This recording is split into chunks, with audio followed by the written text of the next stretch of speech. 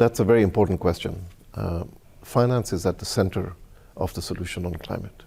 Finance is going to unlock climate action in a way nothing else can. So there are different parts to this discussion.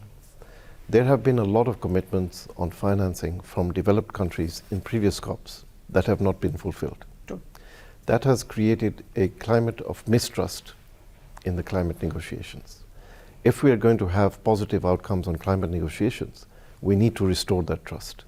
And that starts with the first item, which is that developed countries need to be able to provide evidence that they are reaching the target of $100 billion in climate finance annually.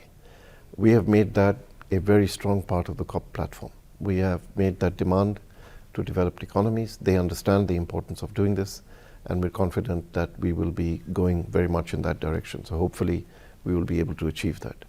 If we can address the issue of trust, what we then need to look at is two parts of it. One is that the international financial institutions are not equipped to provide financing for climate at the scale and at the speed and with the efficiency that we need to do it. Climate finance needs to be affordable and it needs to be accessible. So we are working to push the reform of the international financial institutions to make concessional financing available at scale.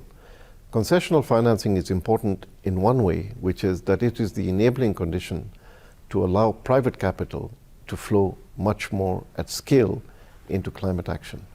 There is a lot of capital available, there's a lot of liquidity in international capital markets today. It's not being deployed for climate action because of the risk mitigation aspect for climate action is not there.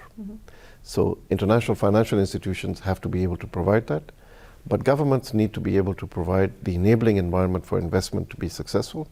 Policy frameworks need to be in place, and the enabling infrastructure for that investment needs to be in place.